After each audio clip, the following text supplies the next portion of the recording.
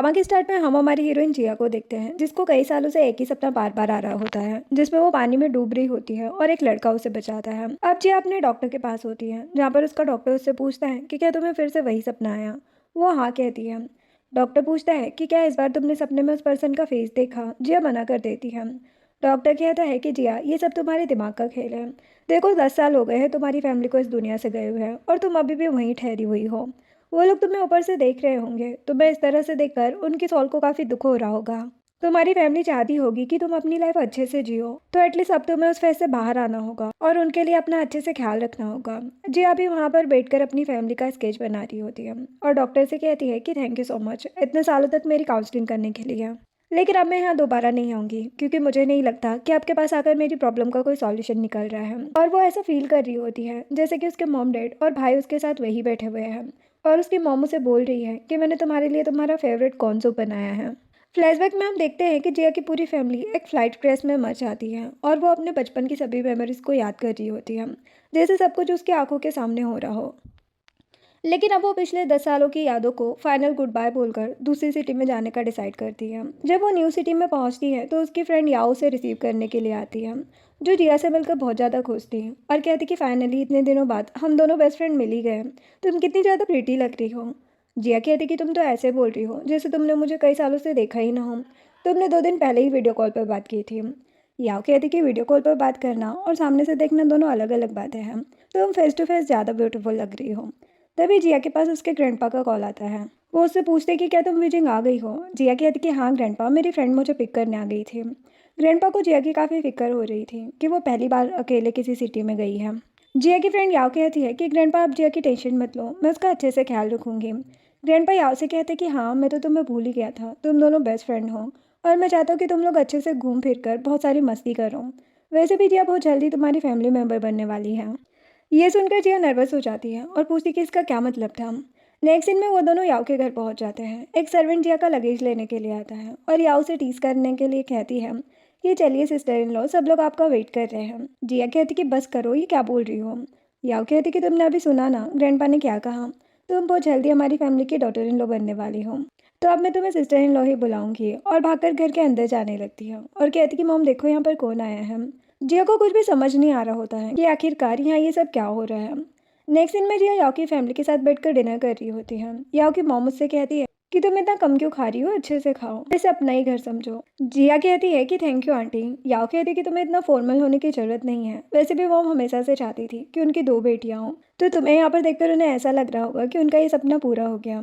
याओ की मॉम मजाक करते हुए कहती है कि वैसे एक बेटा और एक बेटी मेरे लिए इनफ है, तो मैं तुम्हें जिया से रिप्लेस कर देती हूँ। जो सुनकर सभी हंस रहे थे। इतने में याओ कहती है कि मॉम लगता है भाई आ गए। वो मैट को कहती है कि तुम यंग मास्टर के लिए भी प्लेट लगा दो। यह जिया को टीस करने लगती है कि मैं अभी तुम्हारे ग्रैंडपा को इन्फॉर्म करती हूँ कि ब्रदर बिजनेस ट्रिप से वापस आ गया है, मुझे तो तुम दोनों की शादी का वेट ही नहीं किया जा रहा। मैं तो चाहती हूँ कि तुम जल्दी से मेरी सिस्टर इन लॉ बन जाओ। इतने में याओ का भाई यांग भी वहाँ पर आ जाता है, जो देखने में काफ़ी ज़्यादा हैंडसम लग रहा होता है। वो जिया को देखकर सरप्राइज हो जाता है और पूछता है कि तुम यहाँ कब आए। यांग के डैड कहते हैं कि पहले हमारे साथ आकर डिनर कर लो, बाकी बातें तो बाद में होती रहेगी। यांग की मॉम पूछती है कि तुम बिजनेस ट्रिप से इतना जल्दी वापस कैसे आ गए। वो कहते हैं कि कंपनी में कुछ अर्जेंट काम आ गया था, इसीलिए मुझे तुरंत वापस आना पड़ा। यह धीरे से जिया के पास जाकर कहती है कि ब्रदर झूठ बोल रहे हैं, उन्हें अपनी फियांसी से मिलने की जल्दी होगी। जिया कहती कि आओ बस करो। अब यांग जिया से कहता है कि तुम जरा भी नहीं बदली, बचपन की तरह क्यूट और ब्यूटीफुल लग रही हो, जो सुनकर जिया ब्लश करने लगती है। मॉम यांग से कहती है कि तुमने जो न्यू कंपनी खरीदी है उसका नाम क्या है। वो बताता है कि काइट एनिमेशन, जो सुनकर याओ कहती कि व्हाट अ कोइंसिडेंट, जिया भी वही जॉब करने वाली है, इसका मतलब तुम जिया के बॉस हो। वो कहते कि टेक्निकली तो हाँ। याओ कहती कि ये तो बहुत अच्छी बात है, अब कल से तुम जिया को अपने साथ ऑफिस लेकर जाओगे और अपने साथ ही लेकर आओगे। वो कहता है कि तुम मुझको ऑर्डर क्यों कर रही हो, तुम्हारा इसमें क्या एडवांटेज है। याओ कहती कि जिया मेरे लिए बहुत स्पेशल है, तो मैं चाहती हूँ कि अब से तुम इसका ध्यान रखो। जिया चोरी चोरी यांग को एडमायर कर रही होती है और ग्रैंडपा की कही हुई बातों को सोच रही होती है कि जब वो पैदा हुई थी तो उसकी फैमिली ने मिलकर उसकी शादी सैंग फैमिली में फिक्स कर दी थी और बचपन में ही उसकी इंगेजमेंट कर दी थी। और अब वो मैच्योर हो गई है, तो अब मैरिज कॉन्ट्रैक्ट को पूरा करने का टाइम आ गया है। जिया सैंग फैमिली की फ़ोटो को देखकर सोच रही होती है कि ग्रैंडपा ने कहा था कि मेरा फ्यूचर हस्बैंड बहुत काइंड है। वो यांग को काफ़ी पसंद करने लगी थी। इतने में वहाँ पर याओ भी आ जाती है। वो जिया से पूछती है कि तुम्हें मेरा भाई कैसा लगा। वो कहती कि तुम्हारा भाई पोलाइट और काइंड होने के साथ साथ काफ़ी हैंडसम भी है। वो कहती है कि मुझसे तो तुम्हारी शादी का वेट ही नहीं हो रहा है, मैं जाकर तुम्हारी वेडिंग की तैयारी करती हूँ। ये बोलकर वो चली जाती है। जिया फिर से सेंग फेंगली की फ़ोटो में यांग को देखने लगती है और सोचती है कि क्या यही वो पर्सन है जो मेरे सपने में आता है। नेक्स्ट सीन में याओ अपने पेट जूजू को वॉक करा रही होती है और डॉग जूजू से कहती है कि इससे मिलो, ये है मेरी सिस्टर इन लॉ। जिया कहती कि आओ बस करो, मैंने तुम्हें कितनी बार मना किया है। वो कहती कि तुम गुस्सा क्यों करती हो, क्या तुम्हें मेरा सिस्टर इन लॉ बोलना अच्छा नहीं लगता। जिया कहती कि ऐसी बात नहीं है, लेकिन ये सब इतना जल्दी हो रहा है कि मुझे कुछ समझ ही नहीं आ रहा है। याओ कहती कि तुम्हें डरने की ज़रूरत नहीं है, मॉम तुम्हारे ग्रैंडपा के पास वेडिंग प्रपोजल लेकर जाने वाली है, फिर तो मैं हमेशा तुम्हें सिस्टर इन लॉ बुलाऊंगी और तुम्हें यहाँ से कहीं नहीं जाने दूंगी। वो जूजू को जिया को पकड़ाकर वहाँ से चली जाती है। जिया जहाँ पर बैठी होती है वहाँ पर एक पेंटिंग होती है जो बिल्कुल जिया के सपने वाले सीन की तरह होती है और जिया अपने सपने वाले लड़के के बारे में सोचने लगती है कि वो पर्सन कौन है जो बार बार मेरे सपने में आता है। जिसके बाद जिया घर पर जुजू के साथ अकेले गार्डन में होती है और जुजू बारिश में घर से बाहर भागने लगता है। तब जिया के सामने एक बंदा आ जाता है। उस पर्सन के हाथ में अम्ब्रेला होता है। जिया ठीक से उसका फेस नहीं देख पाती और पूछती कि आप कौन हो और यहाँ पर किससे मिलने आए हो। जैसे ही वो पर्सन अपने फेस से अम्ब्रेला हटाता है तो जिया उसे देखती रह जाती है और अपने ड्रीम बॉय के बारे में सोचने लगती है और कहती कि अगर आप यहाँ पर मिस्टर सेंग से मिलने आए हैं तो वो घर पर नहीं है। जिया बारिश में भीग रही होती है तो वो पर्सन अपने अम्ब्रेला से जिया को कवर करता है।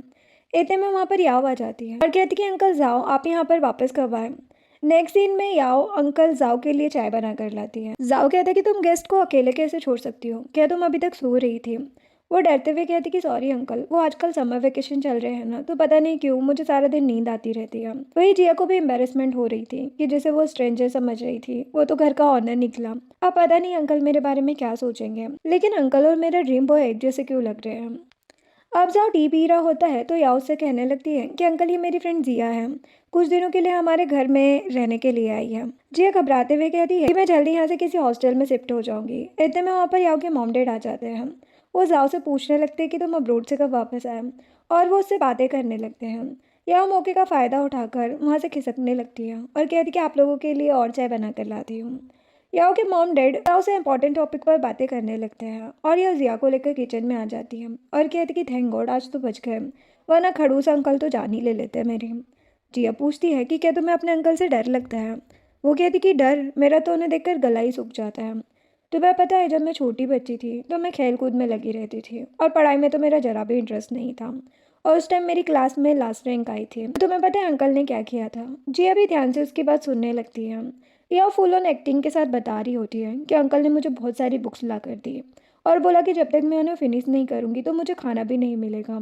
और हमें याओ के चाइल्डहुड का फ्लैशबैक दिखाया जाता है जब उसके अंकल उसे टेस्ट में कम मार्क्स आने पर अपने साथ घुमाने ले जाते हैं। याओ पूछती है कि अंकल आप मुझे कहाँ लेकर जा रहे हो, तो वो उससे कहता है कि वेट करो, अभी तुम्हें सब कुछ पता चल जाएगा। वो याओ को पैनकेक स्टॉल पर लेकर आते हैं और उसे पैनकेक खिलाते हैं। वो देखती कि स्टॉल वाली आंटी के हाथ पर कुछ चोटों के निशान हैं, जो देखकर वो डर जाती है और पूछती कि आंटी ये चोट कैसे लगी। आंटी बताती कि ये तो कुछ भी नहीं है, स्टॉल पर काम करने से ऐसी छोटी मोटी चोट तो लगी रहती है। फिर वो स्ट्रीट पर क्लीनिंग करते हुए लोगों को दिखाते हैं और कहते हैं कि जिन लोगों को स्टॉल पर काम करना होता है वो सुबह 4 बजे उठते हैं और जो लोग क्लीनिंग करते हैं उन्हें 3 बजे उठना पड़ता है। तुम बहुत लकी हो कि तुम एक प्रिविलेज और वेल्दी फैमिली में पैदा हुई और तुम्हें इन लोगों की तरह हार्डवर्क करने की जरूरत नहीं है। इवन तुम्हें तो ग्रेटफुल होना चाहिए, तुम्हें सब कुछ ऑलरेडी पहले से ही मिल रहा है। तो तुम सोच लो आगे जाकर तुम्हें कोई इजी जॉब करनी है या फिर हार्डवर्क करना है, तो अब टाइम वेस्ट करना बंद करो। वो कहती कि बस उसी दिन से मैंने स्टडी करना स्टार्ट कर दिया। मेरे अंकल का पढ़ाने का तरीका बहुत डिफरेंट है और जब भी मैं उन्हें देखती हूँ तो मुझे उनके चाइल्डहुड लेसन के बारे में याद आने लगता है। जिया कहती है कि चलो कोई बात नहीं, एटलीस्ट तुम्हारे पास फैमिली तो है जो तुम्हें तुम्हारी गलतियों के बारे में बता सके। फिर जिया जाओ को देखने लगती है। नेक्स्ट डे जिया के न्यू ऑफिस का फर्स्ट डे होता है और याओ से कॉल करके कहती है कि मेरा भाई तुम्हें ऑफिस से पिक करने आ रहा है। जिया कहती कि इसकी क्या ज़रूरत है, मैं खुद घर आ जाऊंगी। वो कहती है कि यंग कपल को साथ में क्वालिटी टाइम स्पेंड करना चाहिए ताकि तुम लोगों के बीच में कुछ केमिस्ट्री बिल्ड हो जाए। अब यांग अपनी कार लेकर आ जाता है। उसके साथ एक फ्रेंड भी होता है जो उसे बाय बोलकर वहाँ से जा रहा होता है। जिया यांग के पास आकर कहती है कि तुम्हें कुछ काम है तो तुम कर सकते हो, मैं टैक्सी लेकर चली जाऊंगी। वो कहते कि ऐसी कोई बात नहीं है, अब जो भी काम है उसे कल देखूंगा, क्योंकि यांग ने मुझसे स्पेशल रिक्वेस्ट की है मैं अपने साथ घर ले जाने की। वो जिया को कुकीज़ गिफ्ट करता है और पूछता है कि तुम्हारा ऑफिस में फर्स्ट डे कैसा रहा। जिया यांग के हाथ में एक ब्रेसलेट देखती है और उसे याद आता है कि ऐसा ही सेम ब्रेसलेट उसने यांग के फ्रेंड के हाथ में भी देखा था। जिया उससे पूछती है कि क्या ये कुकीज़ भी तुम्हारे फ्रेंड ने ली है। यांग कहता है कि हाँ, उसकी चॉइस डेजर्ट में बहुत अच्छी है। जिया सोचती है कि जब ये किसी और को पसंद करता है तो मुझसे शादी करना क्यों चाहता है। वो उसे कहती है कि तुम किस चीज़ का वेट कर रहे हो, तुम चाहते हो कि हमारी बात डिवोर्स तक जाए। यांग कहता है कि तुम क्या बोल रही हो। वो कहती है कि अगर तुम किसी को पसंद करते हो तो उस बात को एडमिट करो, ना कि किसी और से शादी करके अपनी और किसी और की लाइफ खराब करो। अगर तुम्हें अपनी फैमिली के सामने अपने लवर को रिप्रेजेंट करने में शर्म आ रही है तो मैं तुम्हारी हेल्प कर सकती हूँ, ताकि सब चैन से रह सकें। जिया की मोटिवेशनल स्पीच सुनकर यांग को अच्छा लगता है और वो उससे कहता है कि मैं घर पर सबको बताने की कोशिश करूंगा। जिया कहती है कि वैसे तुम दोनों की जोड़ी काफ़ी अच्छी लग रही थी, जो सुनकर वो हंसने लगता है। यांग कहता है कि वैसे मुझे मॉम डैड से डर नहीं लगता, लेकिन अंकल के सामने ऐसी कोई भी बात करना मेरे बस में नहीं है। तभी जाओ कहता है कि तुम्हें जो करना है तुम कर सकते हो, मैं तुम्हारी पर्सनल लाइफ में इंटरफेयर नहीं करूँगा, बस तुम केयरफुल होकर ड्राइव करना। यांग और जिया एक दूसरे का फेस देखने लगते हैं कि इतने खड़ूस अंकल का हार्ट मेल्ट कैसे हो गया। एक्चुअल में यांग ने किसी प्रोजेक्ट के रिगार्डिंग अपने अंकल जाओ से कॉल पे बात कर रहा था, लेकिन जब जिया कार में बैठती है तो वो उससे बात करते हुए अंकल का कॉल कट करना ही भूल जाता है और अंकल कॉल पर उनकी सारी बातें सुन लेते हैं। अब हम जिया को घर पर देखते हैं। वो अपने बालों को टॉवल से ड्राई कर रही थी और सोच रही होती है कि 2 दिन बाद 1 नवंबर है। याओ के मॉम डैड मेरे ग्रैंडपा के पास वेडिंग प्रपोजल लेकर जाने वाले हैं, तो मुझे उससे पहले ही ग्रैंडपा के पास जाकर इस शादी को कैंसिल करने की बात करनी होगी। वो फिर से सेंग फैमिली की फ़ोटो के सामने आकर खड़ी हो जाती है और फोटो को देखते हुए कहती है कि अंकल इस फोटो में कितने ज़्यादा सीरियस लग रहे हैं। मुझे तो यकीन ही नहीं हो रहा है कि वो यांग के रिलेशन के लिए इतने इजीली मान गए, लेकिन वो मेरी और यांग की बात चोरी चुप के सुन क्यों रहते हैं। जिसके बाद जिया वापस अपने होम टाउन जा रही होती है और याओ उसे स्टेशन पर ड्रॉप करने जाती है। याओ कहती है कि तुम जाकर जल्दी से वेडिंग की तैयारी कर लो, मेरी फैमिली कल तुम्हारे घर आ रही है और तुम ऑफिशियल मेरी सिस्टर इन लॉ बन जाओगी। वैसे तुम जैसी अच्छी लड़की से शादी करना मेरे भाई के लिए ब्लेसिंग है। चलो अब तुम जल्दी जाओ और मेरे भाई की ब्राइड बनने की तैयारी करो, और हाँ, घर जाकर मुझे कॉल करना मत भूलना। याओ जिया को हक कर लेती है। जिया अपने मन में सोचती है कि भले ही मैं तुम्हारी सिस्टर इन लॉ ना बनूं, लेकिन तुम हमेशा मेरी बेस्ट फ्रेंड होगी। अब होम टाउन आने के बाद जिया सबसे पहले अपनी फैमिली की ग्रेव पर जाती है और वहाँ पर फ्लावर रखती है और बताती कि आजकल ग्रैंडपा के लेग वीक हो गए हैं और मैंने सुना है कि वो अपने बेडरूम में चुपकर रोते रहते हैं, इसलिए मैं उन्हें अपने साथ लेकर नहीं आई। वो अपनी चाइल्डहुड मेमोरीज याद करने लगती है और इमोशनल होते हुए कहती है कि अब मैं कुछ भी बुरा नहीं सोचती हूँ, ना ही किसी को ब्लेम करती हूँ। ग्रैंडपा ने मेरे लिए जो मैरिज पार्टनर ढूंढा है वो 2 दिन में मैरिज प्रपोजल लेकर आने वाले हैं। पता नहीं मॉम डैड आपको याद होगा भी या नहीं, बचपन में उसके साथ मैं खेला करती थी। याओ का भाई यांग, फैमिली वाले बहुत अच्छे हैं उसके, लेकिन फिर भी मैं शादी कैंसिल करना चाहती हूँ क्योंकि वो किसी और को लाइक करता है। जैसे ही जिया आती है उसके घर के बाहर एक कार खड़ी थी।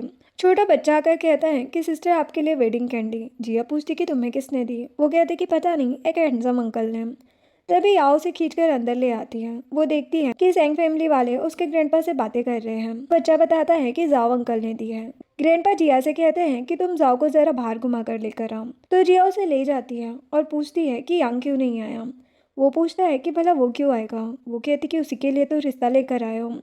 वो कहता है कि रिश्ता वो नहीं, मैं लेकर आया हूँ। जिया कहती है कि तो आप मुझसे एंगेजमेंट करना चाहते हो। वो एकदम हैरान थी। तो जाओ उसके क्लोज होता है। नेक्स्ट सीन में हम देखते हैं कि जिया और जाओ का वेडिंग डे होता है। सेंग फैमिली वाले और उसके ग्रैंडपा गेस्ट का वेलकम कर रहे थे। याओ जिया को शादी के लिए रेडी करती है कि तुम कितनी ज़्यादा प्यारी लग रही हो, लेकिन अब से मुझे तुम्हें आंटी बोलना पड़ेगा। जिया कहती कि कोई बात नहीं, लेकिन तुम हमेशा मेरी बेस्ट फ्रेंड रहोगी। वो कहती है कि मुझे तो अब भी यकीन नहीं हो रहा कि तुम्हारी मेरे अंकल से शादी हो रही है। जिया पानी वाला सीन याद करती है और कहती है कि मुझे वो थोड़ा जाना पहचाना लगता है। याओ कहती है कि ऐसा लगता है कि तुम दोनों की शादी किस्मत ने अरेंज की हो, तुम दोनों का एकदम स्पेशल मैच है। तभी उन्हें वेडिंग के लिए बुलाया जाता है। याओ उसे फ्लावर बुके देती है और कहती है कि आंटी जल्दी बाहर जाओ। जिया ग्रैंडपा का हाथ पकड़ के और फ्लावर बुके हाथ में लेकर वेडिंग हॉल में आती है, जहाँ पर जाओ उसका वेट कर रहा था। देन जाओ उसका हाथ पकड़ के उसे रिंग पहना देता है। जिया भी उसे रिंग पहना देती है। सब लोग खुश होकर क्लैपिंग करते हैं। वो दोनों साथ में फ़ोटोज़ क्लिक करवाते हैं।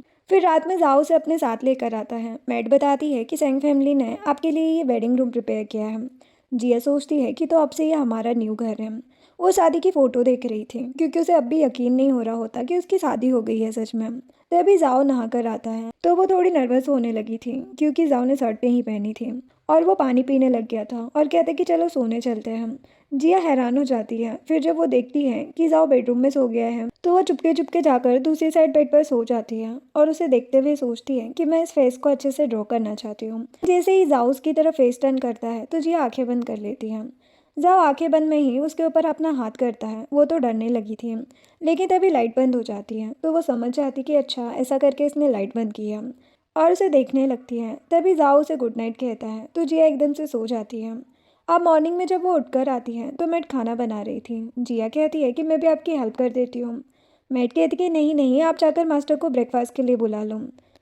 इधर जाओ गार्डन में प्लांट्स को पानी दे रहा था तो जिया कर कहती है कि अंकल ब्रेकफास्ट कर लो। जाओ कहता है कि तुम मुझे अंकल क्यों बोल रही हो, और अंदर चला जाता है। फिर जब जिया याओ से मिलने आई थी तो याओ उसका पूरा इंटरव्यू लेने लग जाती है कि तुम्हारी वेडिंग लाइफ कैसी चल रही है। जिया कहती कि सब नॉर्मल सा ही है। वो कहती कि वेडिंग नाइट पे कुछ हुआ नहीं है। जिया कहती है लगता है शादी के टाइम पर उसने काफ़ी ड्रिंक कर ली थी। जब मैं सावर लेके आई तो वो पहले ही सो गया था। याओ कहती है कि तुम इतनी जल्दी गिव अप मत करना, जब तक अंकल तुमसे बेग नहीं करेंगे। देन उसे टिप्स देती है कि तुम्हें अंकल को अपने प्यार में डालना है, तो उन्हें एटीट्यूड दिखाना पड़ेगा। फिर जब वो जाओ के साथ खाना खा रही थी तो कहती है कि क्या आज मैं अकेले अपने रूम में सो सकती हूँ। वो पूछते हैं कि क्या रीज़न है। वो कहती कि मुझे आदत नहीं है किसी के साथ बेड शेयर करने की। तो जाओ ओके बोल देता है। जिया कहती कि मैंने कंपनी के पास एक घर रेंट पर लिया है, यहाँ से मेरी कंपनी बहुत दूर पड़ती है, तो और टाइम के बाद कभी कभी वहीं रुक जाया करूँगी। तो वो हाँ बोलकर चला जाता है। इन काम करते हुए जाओ के दिमाग में जिया की बातें चल रही होती है। जब वो रात को सोने जाने लगता है तो जिया के साथ सोने की बजाय दूसरे रूम में सोने चला जाता है। नेक्स्ट सीन में हम देखते हैं कि जिया याओ के साथ मिलकर न्यू घर में फर्नीचर शिफ्ट कर रही थी और दोनों बेचारी पूरी थक जाती है। याओ कहती कि यकीन नहीं हो रहा है कि मेरे अंकल ने सच में तुम्हें घर शिफ्ट करने के लिए हाँ बोल दिया। अगर मेरे अंकल को पता चला कि ये मेरा आइडिया था तो वो मेरी बैंड बजा देंगे। जिया कहती कि मुझे भी नहीं पता था कि वो हाँ करेंगे। चलो कोई नहीं, अच्छा ही है। याओ पूछती है कि अंकल ने पूछा नहीं कि तुम कहाँ मूव कर रही हो, वैसे तुम दोनों इतने ज़्यादा जीती हो, और अगर अंकल मेरे पास आने लगे तो मैं तो तुम दोनों के बीच से निकल के भाग जाऊंगी। इधर जाओ याओ की ऑनलाइन पोस्ट देख रहा था। ड्राइवर पूछता है कि क्या आपको उनके न्यू घर पे ले चलूं, तो वो कहता है कि कोई ज़रूरत नहीं है, रहने दो। अब ये दोनों स्ट्रीट स्टॉल पर खाना खा रहे थे और जबकि जाओ अपने घर पर खाना खा रहा होता है चुपचाप। इधर जिया ड्राइंग कर रही थी लेकिन जाओ अभी भी उसके रूम में जाता है। ऐसा लग रहा था जैसे वो उसे बहुत मिस कर रहा हो। जिसके बाद डैड को फ्लावर से एलर्जी हो रही थी, इसलिए सेंग फैमिली वालों को अपने गार्डन से सारे फ्लावर हटाने पड़ रहे थे। जिया कहती है कि इन सारे फ्लावर्स को मैं ले जाती हूँ। वो याओ के साथ ट्राई साइकिल में बाहर लेकर जा रही थी। जाओ अपनी कार में जा रहा था तो ड्राइवर कहता है कि बॉस देखिए वो ट्राई साइकिल कितना रोमांटिक है। जाओ पहचान जाता है कि वो तो मेरी वाइफ और नीस है। उनके पीछे पीछे धीरे धीरे कार चलाऊं। जिया चला रही होती है तभी वो नोटिस करती है कि जो उसके पीछे कार आ रही है वो जानी पहचानी लग रही है, लेकिन उसके चक्कर में एक स्टोन पड़ा हुआ होता है और ट्राईसाइकिल उनकी झुक जाती है और वो लोग लुढ़क जाते हैं। देन जाओ जिया की चोट पर मेडिसिन लगा रहा था और उन दोनों को घूरता है तो वो दोनों ही डर रही थी। याओ कहती कि सॉरी अंकल, मुझे जिया को अपने साथ मजे करने नहीं लेके आना चाहिए था। वो उसे मारकर चुप कर देती है। जाओ अपने असिस्टेंट से कहता है कि तुम ट्राईसाइकिल चला सकते हो ना, तो ये सारे फ्लावर मेरी वाइफ के लिए ले जाओ। असिस्टेंट पूछता है कि कहाँ लेके जाना है, लेकिन वो उसके बोलने से पहले ही घर पे बोल देता है। तो जिया कहती कि हाँ ठीक है, घर पे ले जाओ। जाओ जिया को भी अपने साथ घर पर ले आया था और उसके घुटने पर मेडिसिन लगा रहा था और कहता है कि दर्द तो नहीं हो रहा। वो मना करती है। जाओ कहता है कि क्या तुम इतनी बिजी हो कि घर भी नहीं आ पा रही। वो कहती कि कभी कभी मुझे रात में जाकर काम करना पड़ता है तो मैं तुम्हें डिस्टर्ब नहीं करना चाहती। वो कहता है कि शादी का मतलब क्या है, मुझे तुम्हें एक्सप्लेन करने की जरूरत नहीं है, और उसकी चोट पर बैंडेज लगा देता है। अब मॉर्निंग में वो गार्डन में फ्लावर लगा रही थी तभी उसे उसकी फ्रेंड नीनी का कॉल आता है। वो कहती कि मैं एयरपोर्ट पर आधे घंटे से तुम्हारा वेट कर रही हूँ, लगता है तुम मुझे पिक करना भूल गई हो। जिया कहती कि नहीं तो मैं तो रेस्टोरेंट ढूंढ रही थी, अभी आती हूँ। अब वो जल्दी से भागती है, जिसके बाद नीनी को एक रेस्टोरेंट में ले आई थी। नीनी कहती है कि तुमने मुझे पिक करने में इतना टाइम क्यों लगा दिया। जिया कहती कि देखो तो सही रेस्टोरेंट कितना अच्छा है, 1 घंटा तो इसके रिजर्वेशन में लग गया। अब नीनी गुस्से में खाना खाती है, फिर कहती कि सच में ये तो बहुत टेस्टी है, पता है मैं बहुत टाइम से फॉरेन में हूँ ना, वहाँ का खाना बिल्कुल भी अच्छा नहीं होता। वैसे तुम्हारी अचानक से शादी हो गई, मैंने तो ये भी नहीं पूछा कि तुम्हारा हस्बैंड कौन है, दिखने में कैसा है।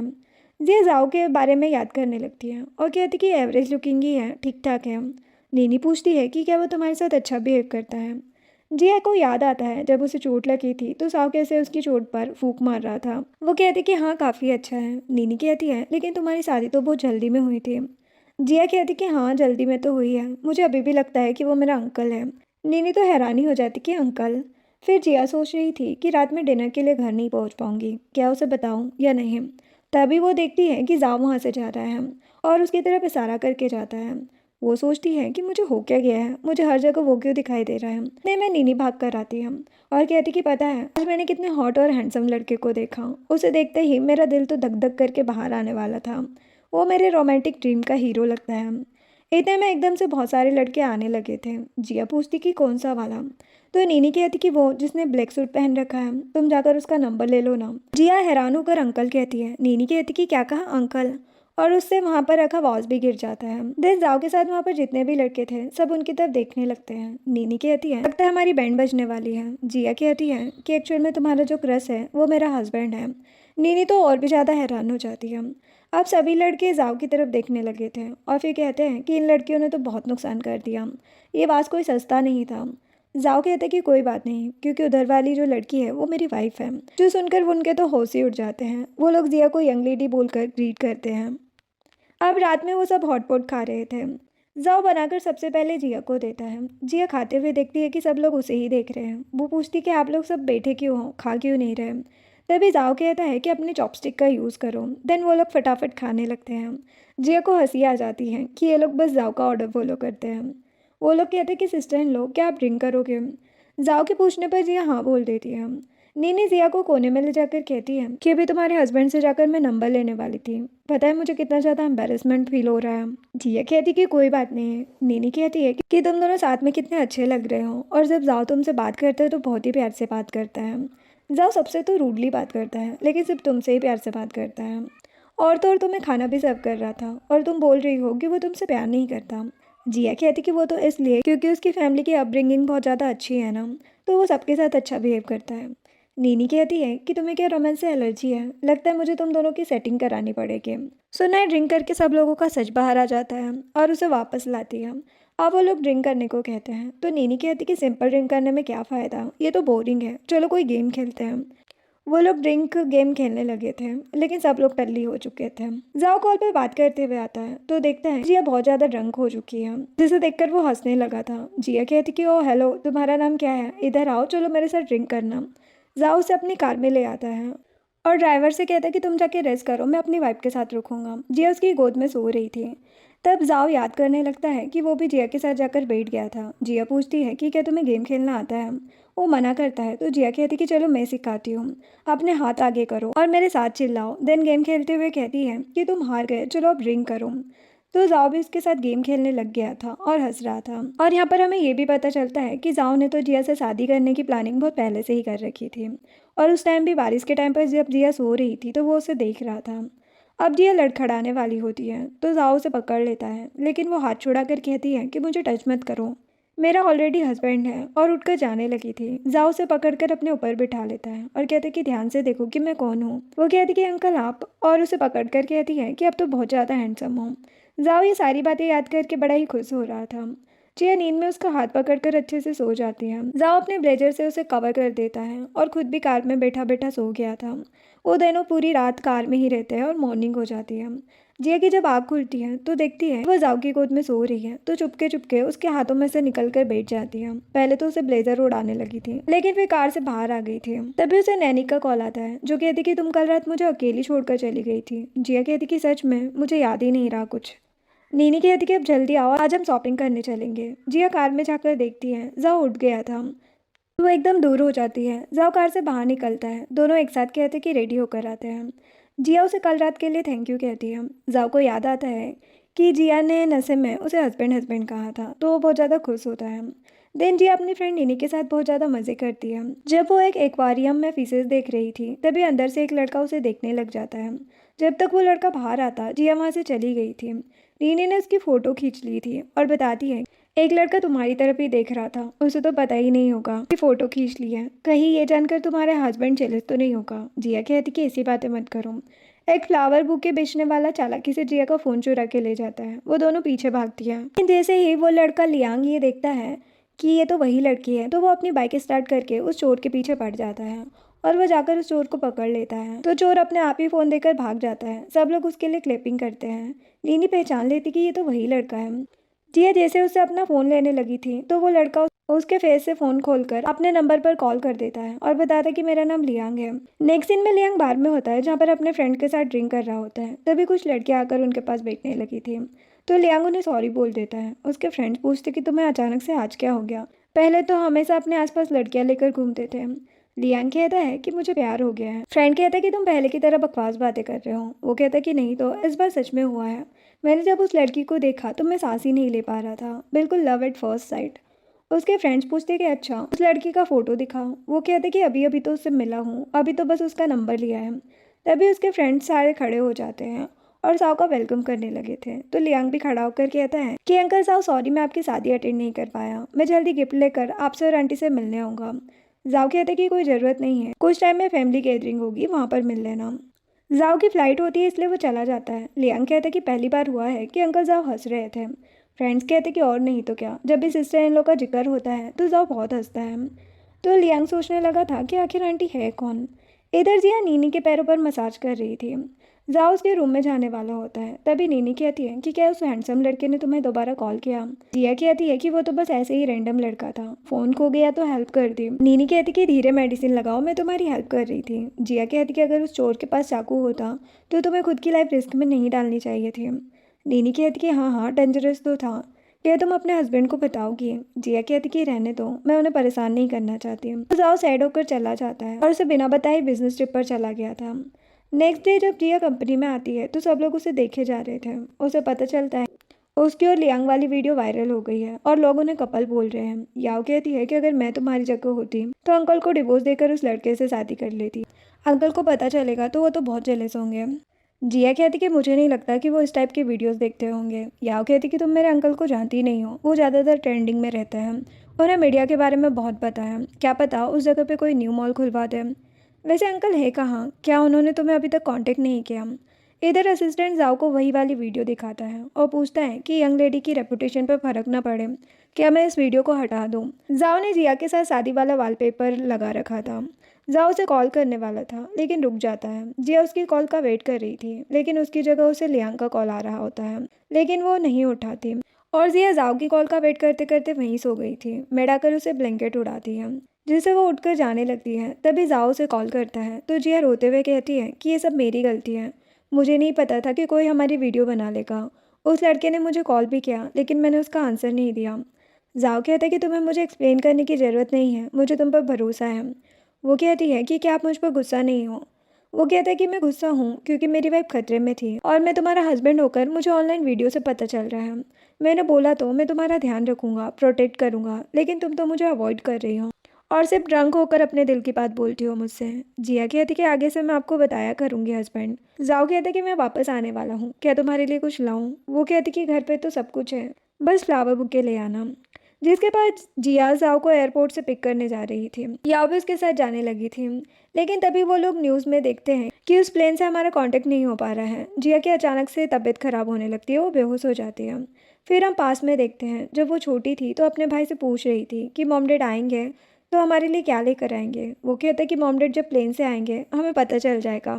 लगता है मॉम डैड आ गए, मैं गेट खोलने जा रहा हूँ। वो भागकर पीछे आती है तो पूछती है कि ग्रैंडपा क्या हुआ, मॉम डैड कहाँ है। प्रेजेंट में जाओ उसके पास आता है और बुके देकर कहता है कि अगर तुम्हें पसंद नहीं है तो मैं दूसरा गिफ्ट ला दूंगा। जिया उसे पकड़कर किस करती है तो जाओ भी उसे पकड़कर किस करने लग जाता है और बाकी सब लोग भी खुश होते हैं। देन जाओ उसे बेड पर लाता है और कहता है कि क्या तुम्हें अभी भी दर्द हो रहा है तो थोड़ा रेस्ट करो, और उठकर जाने लगा था। जिया उसका हाथ पकड़ लेती है और कहती है कि क्या आज रात तुम मेरे साथ सो सकते हो, मुझे डर लगता है कि जब मैं अपनी आंखें खोलूंगी तो तुम गायब हो जाओगे। नेक्स्ट दिन में याओ और नीनी उसे घूर रहे थे। जिया कहती कि तुम दोनों ने वीकेंड में मुझे इतने एक्सपेंसिव रेस्टोरेंट में बुलाया है, बताओ क्या काम है। याओ कहती है कि कल तो तुम दोनों एयरपोर्ट पर लगे पड़े थे। नीनी कहती कि सीधी बात पूछते हैं, तुमने उसके साथ नाइट स्पेंड किए। जिया कहती कि नहीं, हम बस सेम रूम में सोए थे। नीनी कहती है कि एयरपोर्ट पर तो तुमसे रुका नहीं जा रहा था, कि तुमने सच में घर जाकर कुछ नहीं किया।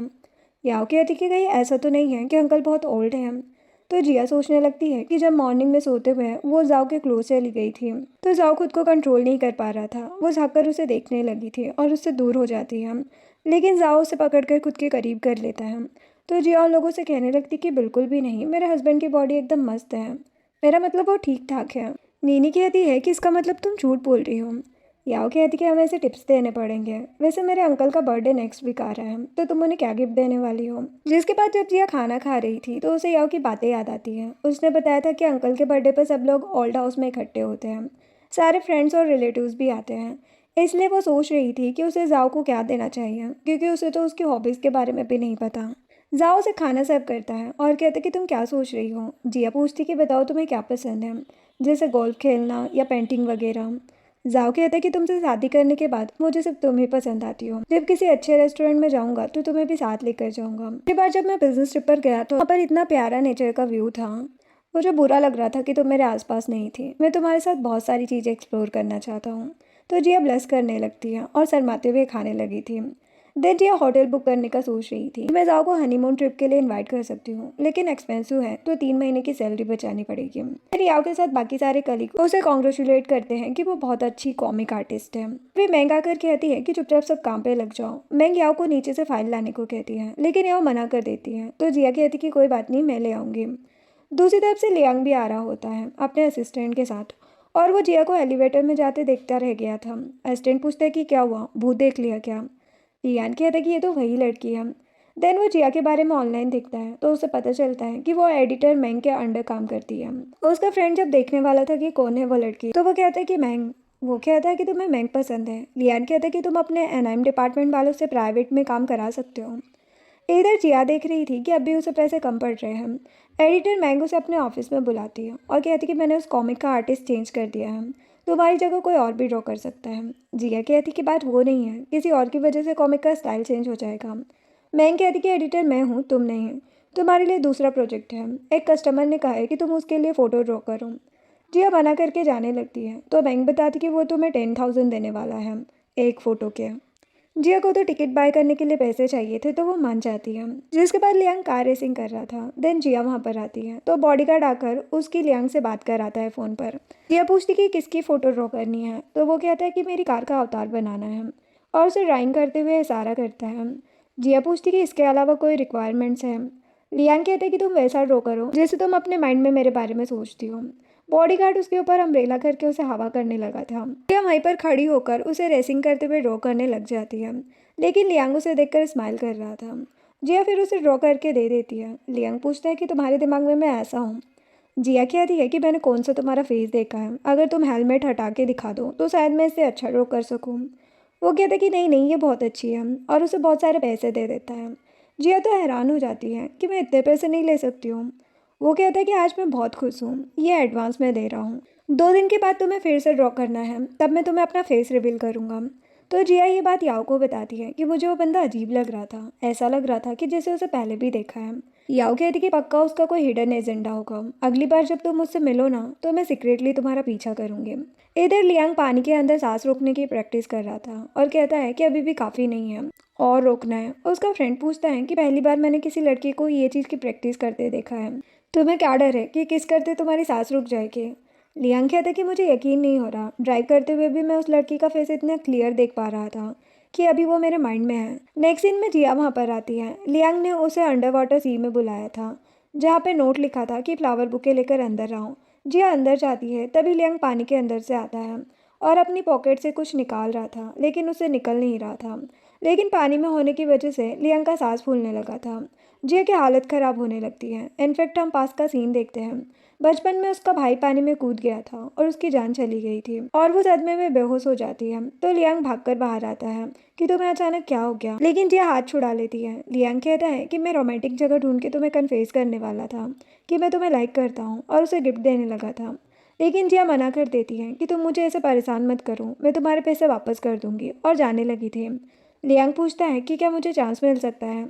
जिया कहती कि मैं मैरिड हूँ और मैं अपने हस्बैंड से बहुत प्यार करती हूँ।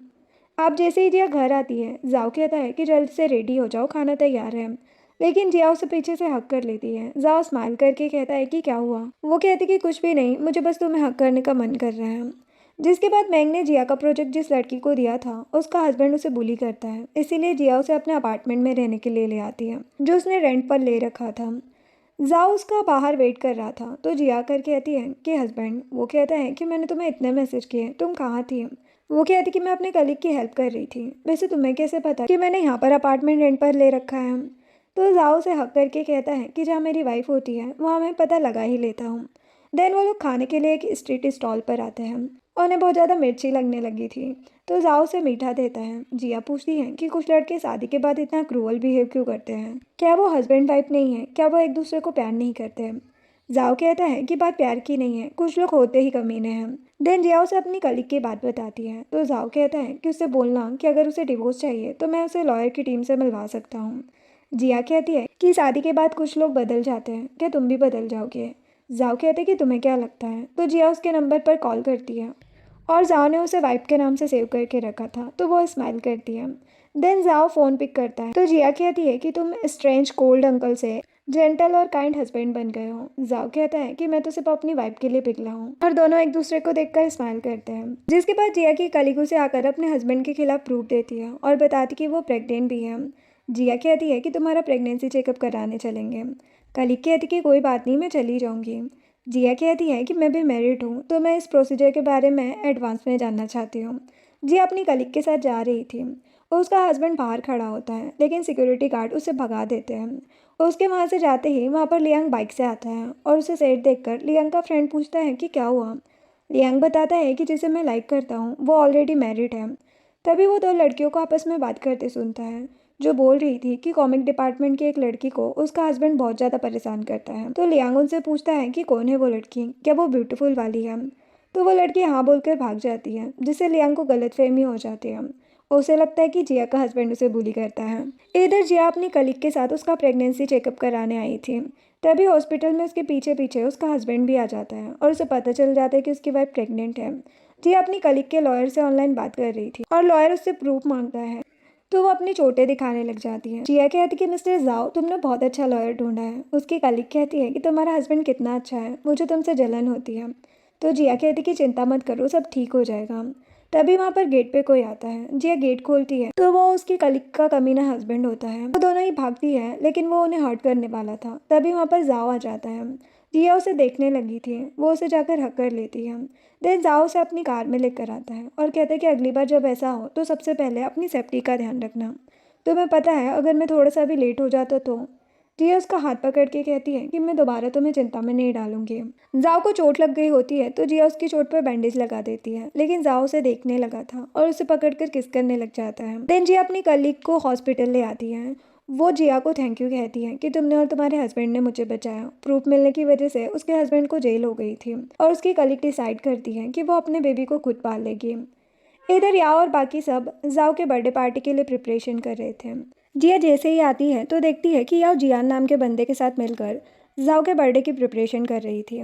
याओ कहती कि आंटी भी आ गई। तभी जियान से बलून फूट जाता है तो याओ डर जाती है तो जिया हंसने लगी थी और नोटिस करती है कि उन दोनों में थोड़ी थोड़ी लव फीलिंग्स डेवलप हो रही है। जिया जियान को चिढ़ाने लगती है तो याओ भी उसे मारती है और उसके बालों से कचरा हटाती है। जैसे ही जियान ऊपर चढ़ने लगा था तो याओ जल्दी से उसकी फिक्र करते हुए लेडर पकड़ लेती है। इतने में जाओ जाओ भाग कर आता है और कहते कि आंटी मैंने आपको बहुत मिस किया। अंकल का है? जिया बताती कि वो अभी कंपनी में है, थोड़ा टाइम लगेगा। याओ कहती कि बर्थडे पार्टी वाले दिन भी कंपनी में काम कर रहे हैं अंकल, अब तुम ही जाकर अपने बोरिंग हस्बैंड को वापस लेके आओ। जाओ पूछता है कि इन दोनों में क्या चल रहा है तो जिया उसका मुंह बंद कर देती है। जिया फिर कंपनी जाने लगी थी और सोचती है कि मैं पहली बार उसके ऑफिस में जा रही हूँ। जाओ एक लड़की से बात कर रहा था और कहता है कि तुम अभी तक भूल नहीं पाई हो। वो मना करती है तो जाओ कहता है फिर तुम कब तक इस तरह रहने वाली हो? वो लड़की कहती है कि शायद कुछ दिन या कुछ महीने, तुम्हारे बर्थडे के बाद तो मैं चली ही जाऊंगी। जाओ कहता है कि खुद के साथ अच्छा बिहेव करो, तुम्हारी ऐसी हरकतें देखी नहीं जा रही है। जिया उनकी बातें सुन रही होती है। जाओ कहता है कि तुम आ गई, तुम्हें तो ओल्ड हाउस में जाना था ना, तुम अचानक से यहाँ कैसे आ गई? जिया बताती है कि याओ ने मुझे तुम्हें पिक करने को बोला था। जाओ बताता है कि ये लड़की मेरी फ्रेंड है, इसका नाम लिली है। लिली कहती है कि जाओ की नजरें तुम पर ही है तो पक्का तुम उसकी वाइफ होगी। जिया हाँ कहती है और हैंडशेक करके बताती है कि मैं जिया हूँ। लिली कहती है कि तुम तो सच में बहुत ब्यूटीफुल हो। जिया कहती है कि तुम भी काफ़ी ब्यूटीफुल हो। लिली कहती है कि मैं तुम दोनों को बर्थडे के लिए लेट नहीं करूंगी। वैसे जिया मैं कोई वेडिंग गिफ्ट तो नहीं लेकर आई हूँ, मुझे पता नहीं तुम्हें इस टाइप की चॉकलेट पसंद आएगी या नहीं। जाओ को इस टाइप की चॉकलेट पसंद है तो तुम भी ट्राई कर सकती हो। जाओ कहता है कि अब जाओ यहाँ से। जिया चॉकलेट लेकर थैंक यू कहती है। देन लिली वहाँ से चली जाती है। अब जिया और जाओ एक दूसरे को देखने लगे थे। अब जैसे ही वो कार से घर पर आते हैं तो जिया कहती कि मैं अंदर जा रही हूँ पहले, और कार से निकल कर जाने लगी थी। जाओ से रोकता है लेकिन वो अंदर भाग जाती है। जिसके बाद बर्थडे पार्टी में देखते हैं कि सारे गेस्ट आए थे और लियांग तो काफ़ी ज़्यादा सैड था इसलिए वो ड्रिंक कर रहा था। तभी जाओ वहाँ पर आता है। उसका कोल्ड ड्रिंक तक हाथ नहीं पहुँच रहा था तो लियांग उसकी तरफ देखता है। जाओ कहता है कि स्टूपिड अंकल मुझे कॉक उठा कर दो। लियांग कहता है कि स्टूपिड ब्रदर, और जाओ के कान पकड़ लेता है कि खबरदार अगर दोबारा मुझे ऐसा बोला। जाओ जाओ कहते कि मैं क्या करूं, तुम्हारा लुक देखकर तो यही लगता है, और मेरी मम्मी बोल रही थी कि तुम्हारे जैसे लोग स्टूपिड ही होते हैं। और कहता है कि आपसे तो ड्रिंक की स्मेल आ रही है, मम्मी ने कहा था कि आप जैसे लोगों से बात नहीं करनी चाहिए। लियांग कहते कि तुम्हारी मम्मी सही बोल रही थी, अब तुम मेरे पास क्यों आए हो लिटिल फूल कही के। जाओ जाओ कहता है क्योंकि सब लोग चुपके चुपके मिलकर सरप्राइज बना रहे हैं, तो सिर्फ तुम ही बचे हो। लियांग कहता है कि अभी उठा कर देता हूँ कोक, और उठा लेता है। जैसे ही जाओ जाओ लेने लगा था तो वो उसे देने की बजाय खुद पीने लग जाता है और उस बेचारे को खाली कैन पकड़ा देता है। तो जाओ जाओ उसे फेंक कर मारता है और कहता है कि तुम बहुत बुरे हो, मैं अपनी आंटी को बोलूंगा वो तुम्हें सबक सिखाए। लियांग कहता है कि तुम्हारी आंटी कौन है, चलो उसे भी, मैं भी पंगा लेने के लिए तैयार हूँ। जाओ जाओ कहता है कि वो रही मेरी आंटी। तभी लियांग देखता है कि जिया जा रही है तो वो एकदम हैरान था। जाओ जाओ कहता है कि मेरी आंटी बहुत अमेजिंग है, अभी बुलाता हूँ, लेकिन लियांग उसका मुंह बंद कर देता है। इधर सभी लोग जल्दी मिलकर प्रिपरेशन करने में लगे थे और सब लोग अपने अपने हाथों में पॉपर पकड़ लेते हैं। जियान कहता है कि अंकल को ये सब पसंद भी आएगा। याओ कहती कि क्यों नहीं आएगा, अंकल को चोट लगी थी तो हम इससे उन्हें मोटिवेट करेंगे। तभी उनमें से एक विंडो में झांक के देखने लगा था और बता रहा होता है कि मिस जिया आ रही है। उनके पीछे कौन आ रहा है अंकल, अरे नहीं वो तो लियांग है। इधर जिया जा रही थी तभी लियांग पीछे से आता है। जिया पूछती कि तुम यहाँ क्या कर रहे हो, तो वो कहता है कि अपने हस्बैंड के बारे में मत सोचो, और उसका हाथ पकड़ के कहता है कि अगर तुम खुश नहीं हो तो मैं तुम्हारा डिवोर्स दिलाने में हेल्प कर सकता हूँ। सब लोग उनकी बातें सुन रहे थे और काफ़ी हैरान हो जाते हैं। जिया कहती कि क्या बकवास कर रहे हो, वो कहते कि मुझे नहीं पता तुम किस चीज़ से सफ़र कर रही हो, लेकिन ऐसा लगता है कि तुम अपनी शादी में खुश नहीं हो। और उसकी चोट देखता है कि लगता है तुम बहुत ज़्यादा बुली हुई हो। जियान कहते कि ये सब क्या चल रहा है, अंकल ने इन्हें बुली किया है। याओ कहती है कि ऐसा हो ही नहीं सकता, लगता है इनमें कोई गलतफहमी हो गई है।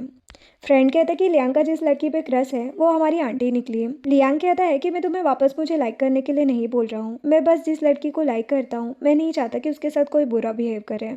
उस कमीने को आने तो दो, मैं उसे मार मार कर ठिकाने लगा दूंगा अगर उसने तुम्हें दोबारा परेशान किया तो। जिया उससे हाथ छुड़ाकर कहती है कि परेशान तुम मुझे कर रहे हो, मुझे नहीं पता तुम्हें क्या गलतफहमी हुई है, लेकिन क्लियर तुम्हें बता रही हूँ कि मैं अपने हस्बैंड से बहुत प्यार करती हूँ और हमारे बीच में कोई प्रॉब्लम नहीं है। और अगर तुम्हें कोई काम नहीं है तो प्लीज़ जाओ यहाँ से, मुझे डर है कि मेरा हस्बैंड तुम्हें देखकर बहुत ज़्यादा गुस्सा करेगा। और वहाँ से जाने लगी थी, लेकिन लियांग कहता है इसने तुम्हें दोबारा मारा तभी तो तुम यहाँ पर आई हो, इसका मतलब तुम सेंग फैमिली के कोई ना कोई रिलेटिव हो। चाहे जो भी हो मैं उससे नहीं डरता, मैं उस कमीने का तुमसे डिवोर्स करा कर रहूंगा और तुम्हारे लिए बेस्ट लॉयर ढूंढ कर रहूंगा। तभी वहाँ पर जाओ जाओ जाओ को पकड़ कर लाता है और कहता है कि अंकल ये इडियट मुझे डांट रहा था। लियांग जैसे ही जाओ को देखता है तो एकदम हैरान हो जाता है कि अंकल आप, और उसका हाथ छोड़ देता है। जाओ आकर जिया का हाथ पकड़ लेता है। देन लियांग समझ जाता है कि जिया का हस्बैंड और कोई नहीं बल्कि जाओ है, जिया उसकी आंटी है। तभी सब लोग अचानक से पॉपर्स बजाने लगते हैं और जाओ को हैप्पी बर्थडे विश करते हैं। फ्रेंड बात बदलने के लिए लियांग को कहता है कि तुम तो असली मर्द निकले हैं, मैंने इन दोनों को क्लोज लाने के लिए तुम्हें एक्टिंग करने को कहा था और तुमने सच में कर दिया। मोम कहती कि काफ़ी टाइम हो गया है, चलो केक कट कर लेते हैं। जाओ कहते कि वाइफ चलो चलते हैं। सब लोग अंदर जाते हैं लेकिन लियांग काफ़ी सैड था। देन जाओ विश मांगता है। फ्रेंड लियांग से कहता है कि अब तुम समझ गए हो ना, जाओ तो वैसा इंसान नहीं हो सकता। जाओ जिया से कहता है कि चलो साथ में कैंडल ब्लो करते हैं, और वो दोनों साथ में फूंक मारते हैं जबकि लियांग अभी भी सेट था। सेंग फैमिली वाले ग्रैंडपा से कहते हैं कि क्यों ना आप कुछ दिन के लिए हमारे घर पर रुक जाओ। ग्रैंडपा कहते कि नहीं नहीं, घर पे फ्लावर लगे हैं, मुझे उन्हें जाकर पानी भी देना है, और आप सब लोग जिया का कितना अच्छे से ध्यान रख रहे हैं तो मैं शांति से यहाँ से जा सकता हूँ। जाओ कहता है कि ग्रैंडपा आप चिंता मत कीजिए, मैं और जिया आपसे छुट्टी में मिलने आते रहेंगे। जोजो जिया को हक कर लेता है कि आंटी मैं जरूर आपसे मिलने वापस आऊंगा, मैं आपको बहुत मिस करता हूँ, कल और आप भी मुझे मिस करना। ग्रैंडपा कहते हैं कि जियान कहाँ चला गया। जियान वहाँ पर खड़ा होकर वेट कर रहा होता है। तभी याओ उसके पास बैग लेकर आती है और कहती कि चलो चलते हैं। जियान कहता है कि कहाँ चलते हैं। याओ कहती कि तुमने तो कहा था कि तुम मुझे अपने शहर वापस लेकर जाओगे ताकि हम साथ में नूडल्स खा सकें, तो मैंने टिकट खरीद ली है। जियान कहता है कि तुम्हें वहाँ जाने की ज़रूरत नहीं है, राइस नूडल्स मैं यहीं पर खरीद लाया हूँ। याओ तो बेचारी रोमांटिक मूड बना रही थी लेकिन उसने सारा मूड ही खराब कर दिया। तो याओ कहती है कि तुम्हें इतना नहीं पता, फ्रेश फूड ज़्यादा अच्छा होता है। जियान कहता है कि मैंने टेस्ट करके देखा है, बिल्कुल स्टोर जैसा सेम टेस्ट है, बता देता हूँ इसमें कितना पानी मिलाना है। याओ गुस्सा होकर भाग जाती है। जियान हैरान था लेकिन बाकी सब लोग हंसने लग जाते हैं। जोजो कहता है कि ये तो उससे बड़ा पागल है। जैसे ही वो दोनों घर आते हैं तो मोमो ने साथ में खाना खाने को कहती है। जिया कहती है कि मुझे काम पे जाना है। जाओ कहता है कि मैं तुम्हें छोड़ आऊँगा, लेकिन जिया कहती है कि मैं खुद चली जाऊँगी। तो मॉम पूछती है कि क्या तुम दोनों में झगड़ा हुआ है।